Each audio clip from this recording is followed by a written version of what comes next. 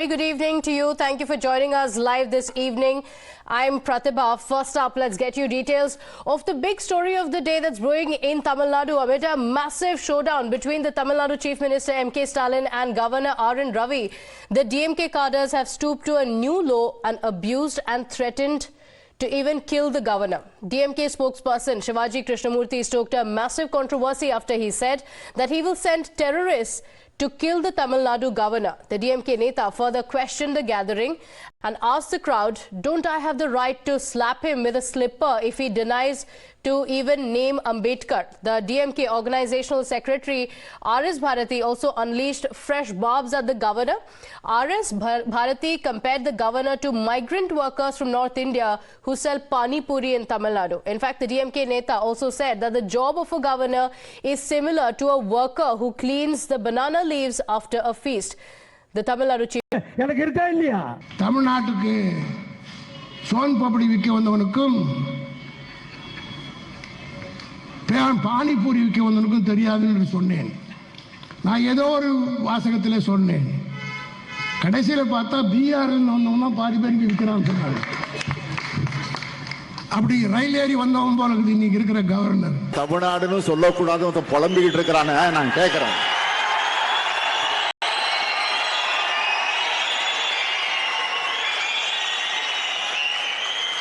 அதுக்கு மேல பலப்பணம் கொடுக்க வேண்டாம்.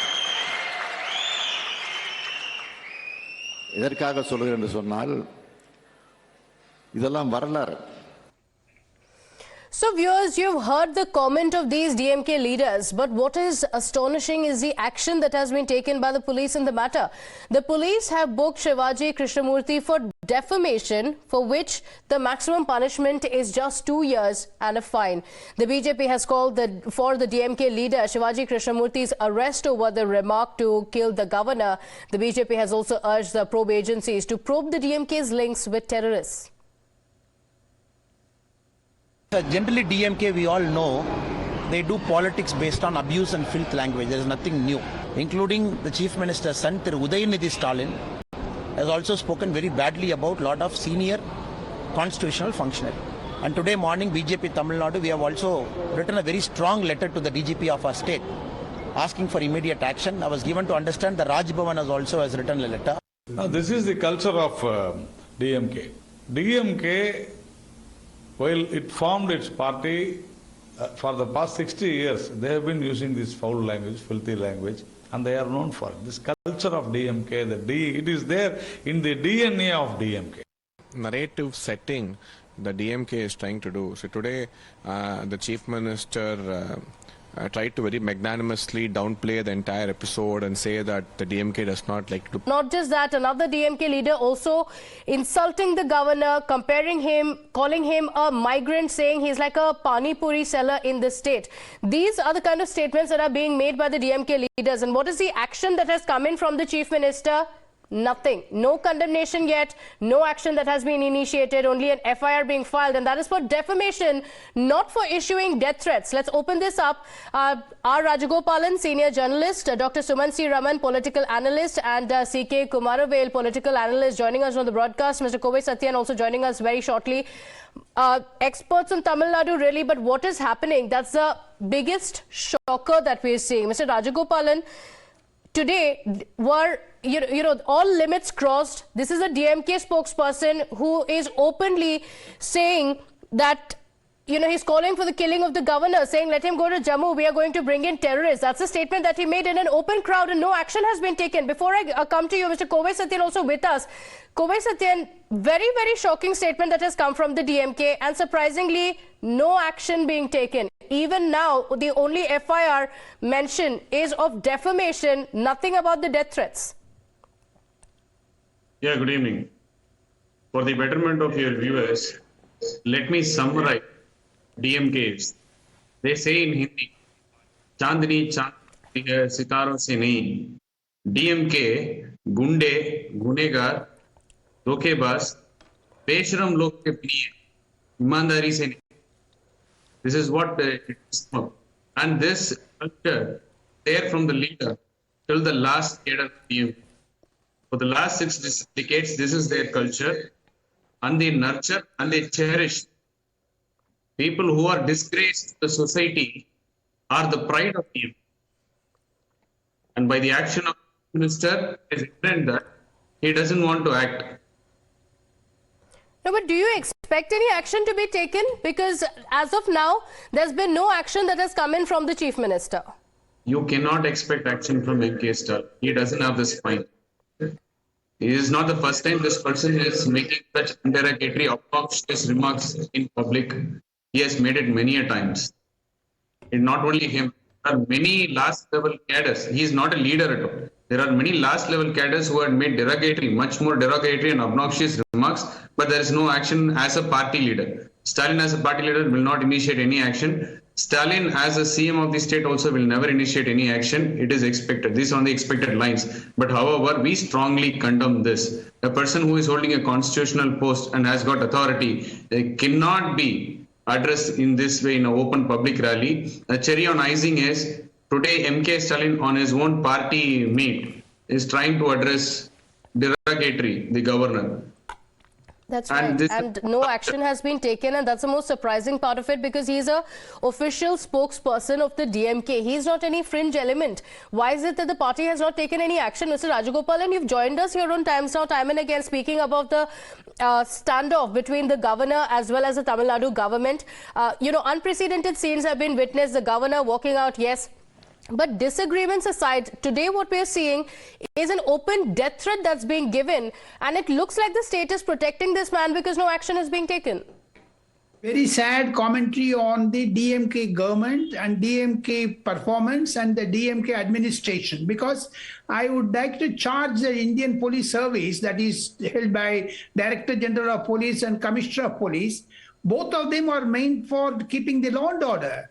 But two IPS officers, that is, one is RN Ravi, who is a former IPS officer, who is senior to all the DGP and Commissioner of Police, and do they give this type of respect to him?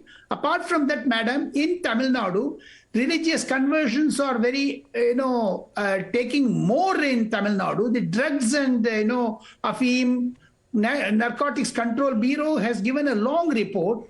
PFI activities, the NIA is arresting day in and day out. Strong Hindutva feeling is coming up, and Dravidian culture, Dravidian movement, Dravidian ideology is also shrinking. When these are all happening, why should Tamil Nadu government or Tamil Nadu spokesperson, DMK spokesperson speak unprintable languages? You can't just hear that, madam, in Tamil. What they have said, Kovai Sathyan can explain that in Hindi very well.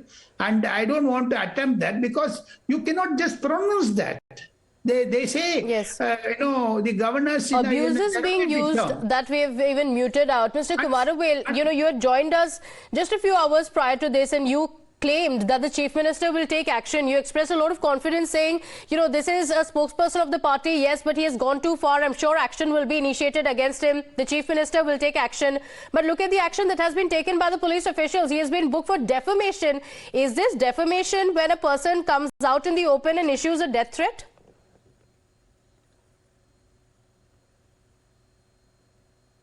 A governor, when he came into Tamil Nadu, right from the day one, it is a confrontationalist attitude of the governor at every part of time, not only angering the government, but also the people of Tamil Nadu are extremely unhappy with the way in which the government is conducting himself as a Raj Bhavan should be above party politics. But I think most of the politics are now taking place only in Raj Bhavan in coordination with the BJP unit of Tamil Nadu. I think that is the first thing, and the culmination of that is what has happened in the assembly. But having said that, I am not in favor of what the DMK spokesperson has spoken. I think it is extremely wrong. And no, if it's wrong, then why isn't any action being taken? A statement can't come in saying this is a wrong statement, but no action is taken. This is a person who is openly giving out a death threat. There are people in the crowd who are cheering. Another man is saying the governor is just the same as a Pani Puri seller. I expect and I plead to the No, but if you're expecting action, why is there a delay? That's the question. Do stay on with us. Dr. 24 Shivaji hours Krishnamoorthy has at also fast. joined us. 24 hours Before at that, fast. just a moment, Mr. Rajagopal, I will come to you. Just want to also play out a reaction that has come in from the Kerala governor. Remember, this government versus governor is not new to Tamil Nadu. We've seen similar episodes also take place in Kerala. The Kerala governor R.S. Mohammed reacting to the ongoing tussle. Just want to play out that reaction before I come to you. भाषण तो राज्य सरकार तय करती है, governor थोड़ी तय करते हैं। तो अगर नहीं पढ़ा तो इसका मतलब राज्य सरकार ने नहीं लिखा होगा। भाई गवर्नर का भाषण जो होता है असेंबली सेशन में, वो गवर्नर खुद नहीं तैयार करते हैं, वो तो राज्य सरकार तय करती है। All right, Dr. Sumansi Raman, you heard the reaction of Arif Mohammed, and this is a tussle that has been going on for far too long in Tamil Nadu, and unfortunately this governor versus government is not really new to Tamil Nadu, and of course it's been happening in the other non-BJP ruled states as well. But what's important here is that this is not a tussle anymore. This is not governor versus government anymore. This has transcended to a lot more. This has now become an issue of the DMK openly issuing death threats and going unpunished. First of all, you have to ask the question, why does this happen only in BJP rules, non-BJP ruled states or opposition ruled states? Why is it not happening in BJP ruled states? Point number one. So we need to think about it. Second, very importantly, I think that this speech of this platform speaker of the DMK was completely unacceptable, and action has to be taken under law. Unfortunately, I don't think, seeing the track record with several other similar speeches made by those from the DMK, action will be taken is something that I don't think will happen. FIR will be filed and that matter will be allowed to rest there, as has happened in one or two other cases even earlier. Now the point is, I don't honestly think that this was a death threat that was being given. It was a threat, yes, but I don't think that this was an official party issuing a death threat with the kind you have sort of pointed out. This man is known for making such abusive speeches. Unfortunately, the DMK does. But then why have him as a spokesperson of the party? Mr. Sumansi Raman, if you yourself are saying he's a repeat offender, why having him as a spokesperson of the party? Why no action being taken against him? As we've reported on Times Now, the FIR also mentions a defamation case against him, not for issuing this threat. And this is a constitutional post. He's directing these comments towards the governor. As far as I know, I don't think he's an official spokesperson of the party. He is a platform speaker of the party, and he has been. And is he a serial offender? Absolutely, he is a serial offender. The DMK has been known for over the years to have a group of platform speakers who indulge in abusive and extremely vulgar speeches. That has been a tradition right since the 70s, late 60s and 70s. That has been happening. I'm not saying that is justified, justify what is happening now. It is completely unjustified. Action should be taken against the man. But I'm pointing out that this particular person, to my knowledge, is not an official spokesperson of the party. Then all the more reason for action to be taken against him. But Dr. Sumansi Raman, you spoke about the governor face-off taking place in the non-BJP ruled states. Mr. Kovai Sathyan, the AIADMK has backed the governor as well as the BJP in most fronts, but this is one case where the AIADMK also distanced itself. The Thamizhagam controversy that was triggered by the governor. Do you think the governor is exceeding the brief, that the provocation is coming from the governor's side? See, an elected government can have difference of opinion with the governor. This should be with respect to the governance and the bureaucratic process. Ordinance passed by the government is pending with the governor. There can be bureaucratic differences, and you can go loggerheads with the governor for the betterment of the state. But what's happening in Tamil Nadu, DMK is trying to paint a picture of ideological difference with the governor, which is not good for the state, which is not good for the people of Tamil Nadu. They want to drive a narrative. This governor is in the welfare. They want to paint ideological picture That's by covering their incompetence. The Pongal is tomorrow. None of the family members have received the Pongal hampers in full. And this is a second consecutive year where there is a colossal failure and a high amount of corruption happening in procurement of sugarcane from the farmers. So DMK are masters in divisive politics. They're triggering this governor debate just to ensure that the diversion of their incompetencies is being shifted away. Okay. An ideological battle with the governor is no good, is of no good to the state and no good to the people of Tamil Nadu. And people have crossed the lines, whether it is governor or the CM, who tries to bring in a resolution suo motu, which is not the norm as per the assembly. Okay. If both the sides are erring, what is good for the state is to set aside their differences and march forward for the betterment of the state. We strongly condemn governor's term as regressive. He said Dravidian is regressive. We condemned it. It is not regressive because state has far more advanced in many parameters, or be it health, education, or any other parameter. We condemned it. But however, this ideological war which DMK is trying to paint is totally a false and a fake narrative that is done to suit their agenda. Okay. To hide their incompetencies. Okay, so the DMK is trying to hide its incompetencies. Mr. Rajagopalan, you wanted to come in here. In fact, you mentioned the Pongal invite. That was also made in a lot of controversy because the governor for the very first time also said, Thamizhagam governor, this is for the first time we are seeing in the Pongal invite that has come from the Raj Bhavan. It was not there previously. So is the provocation really coming from the governor's side? No, it has been there for a longer time, Pratibha. Even Panwarilal Purohit, I can give you the, text and snapshots of that. When Channa Reddy was the governor, he also issued in Thamizhagam. So that is not the new, because whenever an invitation is printed, the staff members of the Raj Bhavan will go into the old invitations. They take the precedence from the old invitation. If Thamizhagam was mentioned, if DMK stays away from this, apart from that, come to the real point. DMK has miserably failed in fulfilling its election promises, especially with the 1,000 rupees diesel reduction of money, NEET exams. But DMK is, glowing in the, mask of this type of governor, Thamizhagam, Poda, Vada. Even day before yesterday, one MLA has said that Prime Minister Narendra Modi was responsible in killing of Madam Jayalalitha. Okay. What did DMK take action on him? These two, R.S. Bharati and the other gentleman, Shivaji, whatever that name, they are all abusive and you cannot just hear it, madam. Repeat offender, if no action is taken, it does not augur well for the DMK. Dr. Raman, you want to come in here? Yeah.